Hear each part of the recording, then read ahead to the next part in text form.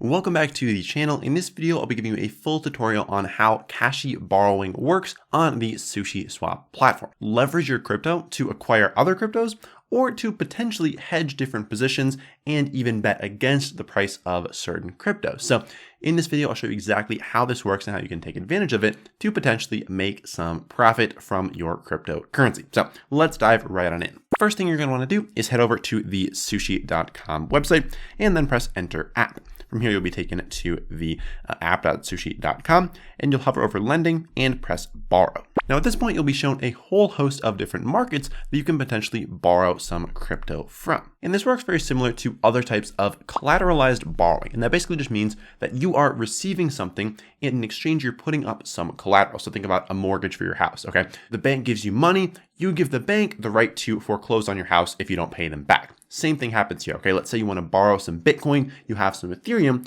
you receive some Bitcoin, and in exchange you say, hey, if I can't pay you back, you get to take my Ethereum. So this allows you to access potentially pretty low interest rates because the borrower knows, okay, if they don't pay me my Bitcoin back, then I'm going to get their Ethereum. So they're going to be willing to lend to you at a more favorable rate, which helps you in the process. But now, why would someone actually do this? Why would you go through the process of borrowing crypto from the Kashi platform with SushiSwap? Well, like I mentioned, there are kind of two main use cases that I personally see. First of which is going to be if you want to just short-term have some other crypto for any number of reasons. So let's just say you need some Bitcoin for something and you have Ethereum, but you don't want to sell your Ethereum, okay? Because if you sold your Ethereum, you might have to pay taxes on those gains. But if you just lend it out, receive some Bitcoin, you now have that Bitcoin to do with whatever you want, and you didn't have to sell your Ethereum in order to get it. So that's option number one. Reason number two would be if you want to potentially live off of your crypto without actually selling it. So this is a bit more advanced, but if you had, say, hundreds of thousands or millions of dollars worth of Bitcoin, you didn't want to sell it, but you wanted to kind of start cashing out little by little, what you could do is then borrow against that Bitcoin for some stable coins and then spend those stable coins while never selling your crypto and again, never paying taxes. So hopefully that gives you a little bit more context around why this could be useful for some people. But let's dive into exactly how to go through this process. So step one is you need a MetaMask wallet connected with some Ethereum or other Ethereum-based tokens on it. If you don't know how to do that, check out this video up here where I show you exactly how that's done.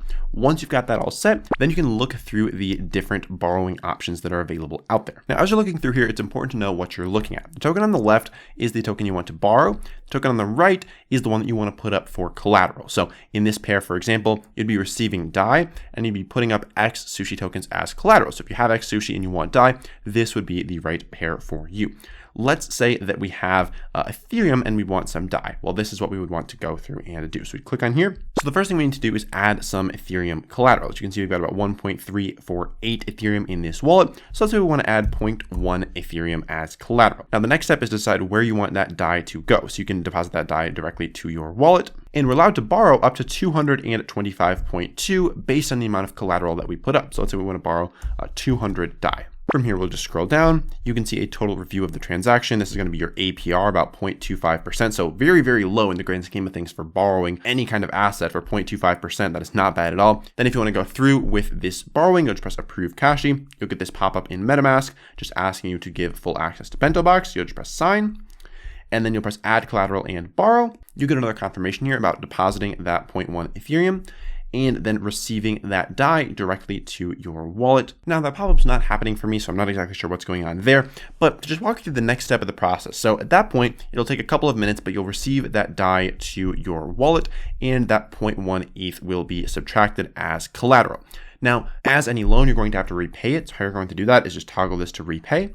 You'll repay the DAI from probably your wallet. So you'll just enter how much you want to repay, whether it's the whole thing or just part of it. And once you pay back that full loan, you can remove your ETH back to your wallet. And that's the entire process for borrowing using Kashi on SushiSwap. If you have any questions about this process, it can be a bit confusing, so feel free to let me know in the comments below. And if you want to understand how the other side of this transaction works from a lender's perspective, you can find that video on screen. This is basically the inverse transaction and allows you to, instead of paying those APRs, earn those APRs for basically lending out your crypto to people who want to borrow it. So check that video out and I'll see you over there.